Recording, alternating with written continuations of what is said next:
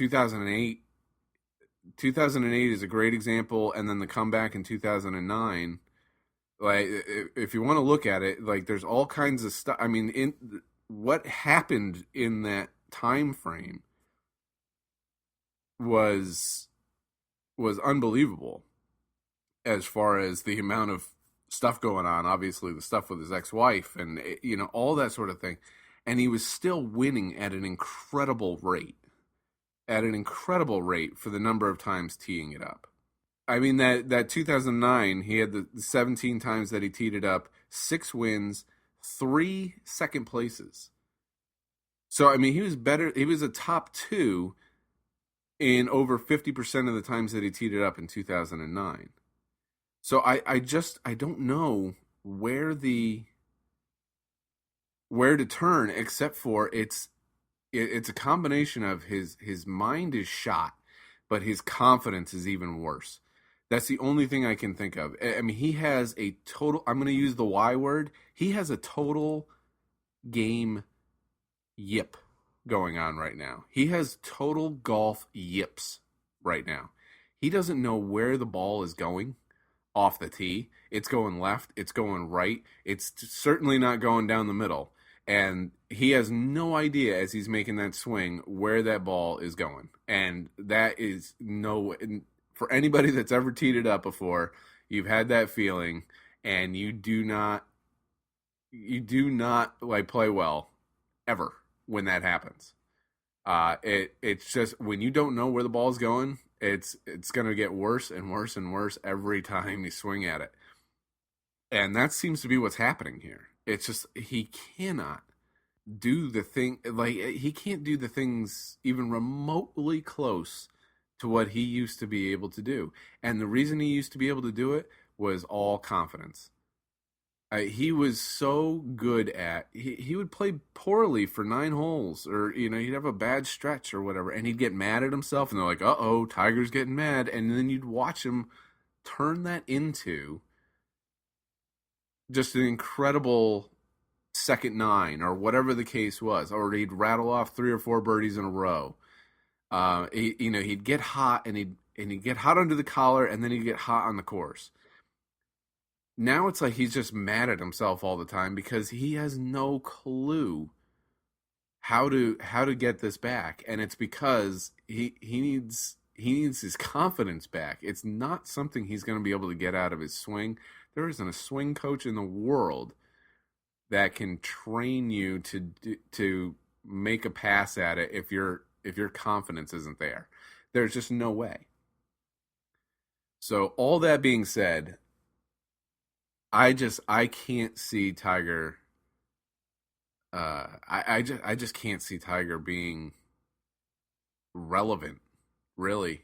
I mean, I think we're going to be coming down to a certain point here very, very soon, where it's going to be more about, does Tiger make the cut and get some weekend TV time? I think the PGA Tour has got to be thinking about that right now, as opposed to whether or not he wins. I mean, the higher percentage play right now, or the higher percentage, if you're making a bet, it used to be, Tiger teed it up and he would win, in his heyday I want to say it was somewhere close to 30%. It was like a Hall of Fame batting average, as far as times that he teed it up and times that he won. I mean, he was batting like 300. It's a phenomenal thing. And now it's like, I think it's probably more like missed cuts is going to be that same stat. And it's not like he's playing places for the first time either. I mean, it's like, most of the time that he tees it up, he's played 1,000 rounds there, knows the course in and out, has won multiple times there, and, so nothing is a new read for him or anything like that on the greens, and you can't get it anywhere close. So in the end, that's, it's a lot of rambling, I know, but it's just, in the end, I'm in the camp right now of, I was so hopeful based on what I saw at the Hero World Challenge. I was so hopeful that if the short game kind of like came back into form, As far as just with a little practice, little work, getting it going, and then the swing itself looked so good, and now it's all just a train wreck. And when you already have a crisis of confidence, which I'm pinning this on, playing this badly, there's just no way. There's no way to overcome that anymore. It's like how can you not be worried about maybe shooting another 80 something the next time out? Um, I just don't. He can't will anything to happen anymore because he doesn't know what's. He's not in control of anything anymore. I guess that's the bottom line to it all. So, all that being said, I guess I'll say it's like thanks for the years, Tiger. It was really great. That run from basically from '97 to 2008, 2009. You can actually count in there too, as far as like he was still a great player, dominant player. It was good. It was great. It was a good run. Thanks a lot. But it's over. It's really over. So, all that being said, we'll have another sip of this Big Squeeze Shandy, and we'll move on to looking at the U.S. Open.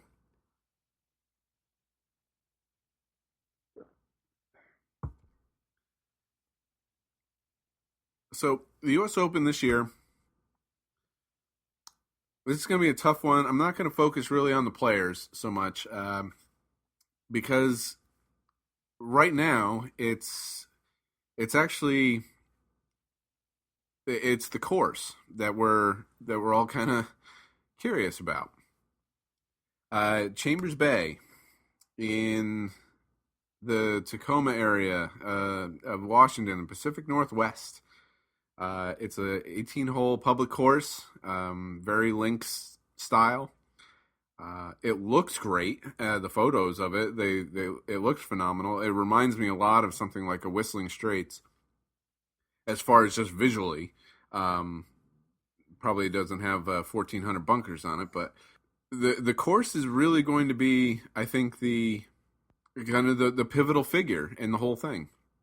It's somewhere they've never played before, so not a whole lot of the players, if any of the players, have any real experience on the track. I know Ryan Moore does a little bit, but it's kind of like I'm hopeful that it's going to be kind of like a breakout star, the course itself, because it has that feel of, because it's an 18-hole public, it has that feel of Bethpage Black, and then it has the look of something like Whistling Straits, which, its first PGA, the first PGA that was championship that was held at Whistling Straits, the course itself ended up being a superstar, and they've gone back there for other majors.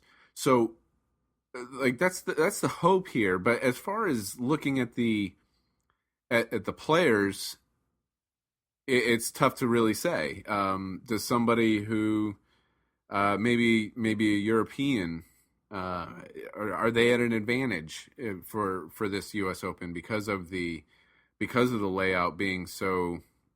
It looks very, British Isles links style, and does that play into their favor, or is it kind of like a Kiowa or something like that? It's really an unknown. So trying to predict who's going to come away with or who stands maybe the best chance to walk away with the trophy, it's really up in the air. Based on my last dissertation here, I could tell you somebody that I don't expect to be hoisting the trophy is with the initials TW. But again, I go back to the course. It's the unknown of the course. I think it's the course's opportunity to be the star, and that's kind of the cool part about golf. The Super Bowls or whatever, they're always played in, generally until about 2 years ago, They're always played in either fair weather places or in a dome, and so that it's never the football field itself that is the difference maker. The World Cup being held in Brazil as opposed to somewhere else. It's never the field itself that's a difference maker. This is one of those cool things about golf where it's like we have a chance for a piece of property to become kind of like a celebrity, and I'm hopeful for it. I mean, like I said, I really like the look of it.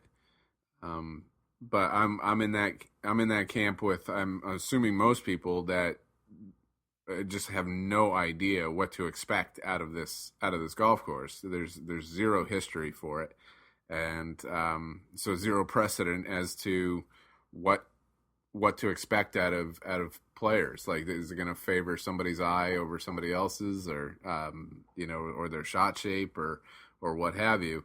Again, really looking forward to it, or hopeful that it's going to get its due as a tournament, as the U.S. Open itself, because it's always the time of year where we get to sit back and enjoy and relish when a tour pro, especially an elite tour pro, shoots even par and is happy with that because they played as good as they possibly could. That's always nice, when they get humbled maybe a little bit. They're not firing low 60s and stuff all the time. So, again, the course, the U.S. Open, we'll see what happens, and see if we have a new emerging star in the form of Chambers Bay. Until next time, folks, this is Colin O'Brien of the Foresight and Putts and Pints, wishing you good golf and good beer. Cheers, everyone.